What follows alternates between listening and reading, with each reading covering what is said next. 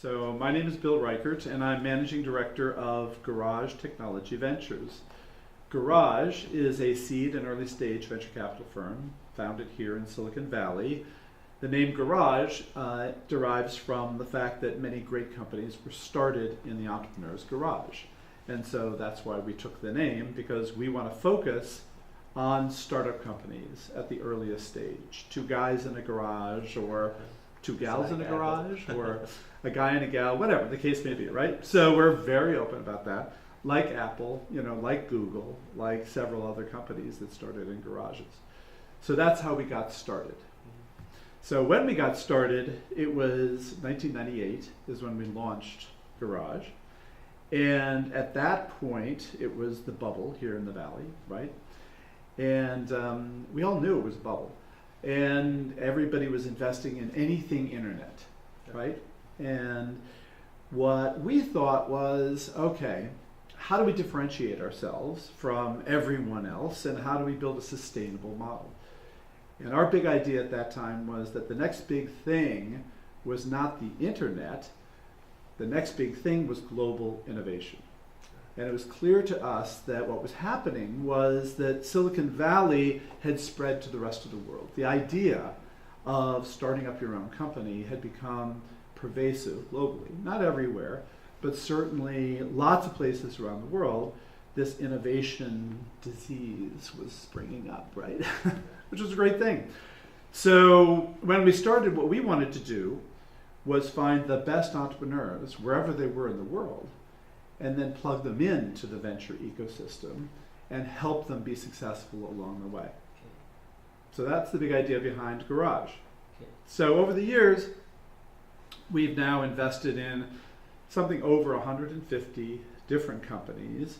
So actually our most famous investment is a company called Pandora. Pandora Media. We were the first investors in Pandora, which obviously is consumer focused. Music discovery, internet, radio, music streaming service that is now, multi-billion-dollar company and the largest music streaming service now on the planet. We'll see if China gets one that's bigger. We'll see how that goes. But in any case, but we have a number of successes on the enterprise side, some bigger successes than Pandora, but because they're enterprise, less well known. One of our big successes is a company called Left Hand Networks, which was a company that was one of the inventors of virtualized storage. So they got acquired by HP for a big number, several years ago now. That was a company that was actually, it was 5 guys out of the storage industry, actually in Colorado. We said instead of 2 guys in a garage, it was 5 guys in a bar. That's how they got started. And they came knocking on our door, and we backed these guys, and they were a great success. I think a critical factor to being successful as an investor is to have a team. A team. I think that, contrary to popular belief, great venture investors are not great as individuals. Okay. I think they're great because they have other people around them who, slap them around a little bit when they make stupid mistakes, right? I think that's key. And I think it's why you actually find very, very few wildly successful angel investors. And, I think probably the most successful angel investors are successful because they work with other very smart complementary thinkers. So we talk with entrepreneurs about the importance of creating what we refer to as the unbalanced team, which is to say, you've got to have people who are willing to argue with you, right? If everybody thinks the same way you do, then there's no sort of creative push. Right. So you got to have this unbalance. You got to have this argument, these different perspectives that forces you to clarify your thinking and to test your assumptions. When we started Garage, we were funded by the venture capital community. So Sequoia and Mayfield and Draper Fisher and Highland Capital and Silicon Valley Bank funded Garage. From the beginning, we put down some rules that we thought were important for our success. So one of the rules was we decided we were not going to chase fads. So, when something becomes hot, and if you're a small player, then you cannot sustain a company that's competing with 10, 20, 30 other venture-backed companies. Right. So if something becomes a fad and everybody jumps into it, then as a small fund, you're in trouble. If you're ahead of the curve and you can stay ahead of the curve, then you can play. But as soon as something, one of our other mantras was, as soon as it has a label, it's too late for us. Right? We invested in big data before it became big data.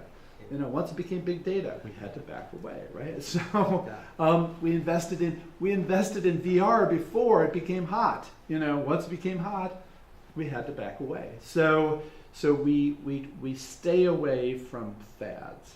The other key is something that I think is obvious that I don't hear people focusing on a lot, which is what we call in English the two U's. The two U's. So one is unique value proposition, and the other is unfair advantage. We always sort of beat ourselves up and the entrepreneurs up around, do you really have a clear, compelling, and credible unique value proposition? So, the flip side of it is you want to invest in a company whose customers, whether they're enterprise or small business or consumer, you want those customers to realize clear and compelling value from that product, right, or service, whatever it is. And then the other side of that coin is the other U, is the unfair advantage.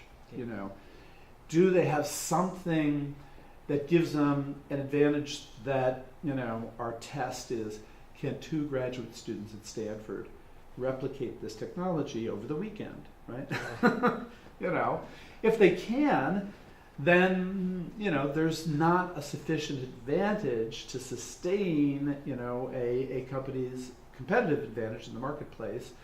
So the other sort of criteria, simplistically, are the 3 T's. Okay, the 3 T's. So it's 3 T's and 2 U's, right? Okay. So the 3 T's are team, technology, traction. Okay. So so let's start with technology because it ties back to the 2 U's. Okay. If you look back at our failures, in the last, what was our last check? Last 6 years. In the last 6 years, only one of our failures has shut down. Right. So all of our failures sell to someone else who wants the technology. Right. So So we may get, half our money back or less than that, but at least we get something, right? Yeah. So technology. Team. Everybody talks about team. Right. Everybody talks about team, and the thing that we look for in team is similar to what a lot of people look for in team. I like to rephrase. A lot of people talk about passion. I hate the word passion because I think it's way too easy for founders to fake passion, right? Ooh, yeah, Yeah. But what we really look for, so I prefer, what I call persistence and resilience, and that's something that's hard to fake. Yeah. And then traction. So the challenge, the traction has to do with to what extent can we objectively determine whether or not the market will love this product or service.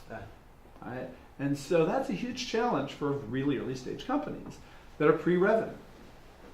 So So we spend a lot of time focusing on what is your target market, who are your target customers, to what extent have you spent time with them, and to what extent do you have evidence that when you ship this product, they will love it.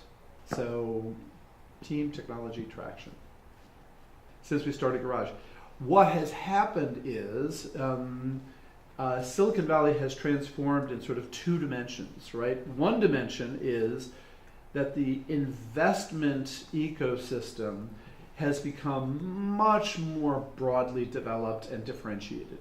And so there's been, this explosion of funds, and not just in number, but also in character. Right. So you've got now, when we started, we were the only seed fund, institutional seed fund in the Valley, arguably, right? Yeah. I mean, there were angels, right? And then there were VCs, right?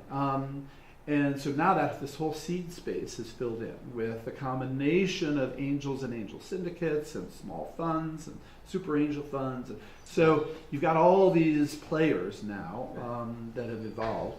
And then you've got now increasingly players who are differentiated across, their targets. And then stages. And so now you've got, the stages of venture capital have exploded. In the olden days, there was seed and there was Series A, Okay. right? Yeah. And that was like boom, boom, right? Right. Now there's pre-seed, and then there's seed, and then there's late seed, and then there's seed preferred, and then there's early Series A, and then there's Series A, and there's Series A prime. And I mean, it's just absurd, But the challenge is, which is, good news, bad news. It's really hard to know everything that's going on now in the Valley, right? So that's one dimension. The other dimension is how global Silicon Valley has become. And when we started Garage, it was the early days of the globalization of Silicon Valley. So, at that point, the world was sort of starting to pay attention to the fact that there was this thing called Silicon Valley that was this hub of innovation. Right. And what has happened since then is that the world has plugged into Silicon Valley, and Silicon Valley has plugged into the world. Right. And so you have now pretty much, as an example, major investors from all over the planet have offices here in Silicon Valley, right? And major companies from all over the planet. So most any Global 2000 company that has any sort of interest in technology, right, has opened an office here. Right. And that's, it's astonishing. Every single automotive company has an office here. Yeah. Maybe not every single, but there's some large number, Yeah. So it's pretty extraordinary how Silicon Valley has evolved and differentiated and expanded. And it's expanded, not just here, but it's expanded by becoming this hub of a global network, connecting innovation ecosystems all over the planet. Yeah. Which is, a huge advantage to people like us, because we don't have to have offices all over the planet, right? I think it's good for Silicon Valley and good for the planet. It may or may not be good for entrepreneurs. So certainly what's happened is, if you're a Silicon Valley entrepreneur, your world has become intensely more competitive. Right. Than it was, back in the old days, right? 10 years ago. You've got to have a truly unique and compelling novel technology or some other amazing unfair advantage if you have a chance to win, if you want to win. Now, what's interesting is the disruptors. They're not disrupting the old dinosaur legacy companies anymore. They're disrupting the companies that were started in 2000. Yeah. And you see so WeChat is interesting case in point, right? Which has taken a relatively simple messenger platform and has turned it into a sort of life platform. for payments and gaming and so it's sort of, it went a somewhat parallel direction as Facebook, right, in terms of platform, and so you see the bigger companies who are basically trying to disrupt themselves, Facebook, the activity on Facebook looks nothing like the activity on Facebook 5 years ago or 10 years ago. It's transformed into a whole bunch of different activities. Right. Fortunately for Facebook, partly because they buy stuff that other people have innovated to make sure that they don't get obsolete, and so it's a great time for innovators because they can chase almost anything on the planet. Right. It's a tough time, for established companies, because they are, subject to being, disrupted, out of business, even if they were a hot company only 5 years ago. Right. So that, raises the big question: Yeah. will Apple be disrupted? Right? Is Apple at risk? Is Google at risk? Right? I don't know. It's an interesting question. Is Facebook at risk? All these guys are presumably at risk, Mm-hmm. but all these guys have an almost infinite amount of money. And so they can, as we've seen, they can just buy their close competitors, Right. and, turn them into, their internal company. Right. It's parallel to what we're seeing, every place else on the globe. I mentioned that almost all of the Global 2000 companies have opened offices in Silicon Valley, Right. right? So most of those companies are not Silicon Valley companies, Right. right? They're what we call legacy companies, right? And so it certainly makes sense that the sort of the next generational wave of innovation and corporate success in China is going to want to plug in as well, and tap into that innovation ecosystem. Right. And the great virtue of plugging into Silicon Valley is that Silicon Valley is already plugged into the rest of the world. Right. And so in Silicon Valley, you can see what's happening in the rest of the world. So you don't just see what's happening in Silicon Valley. You get to see what's happening everywhere else in the world. Broadly based, it makes sense to plug into Silicon Valley.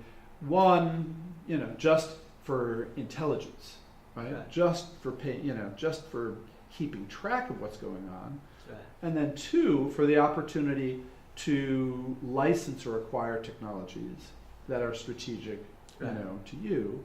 And three, for the opportunity to expand your business in China into the U.S. through a partnership, with a company here in the U.S. Right.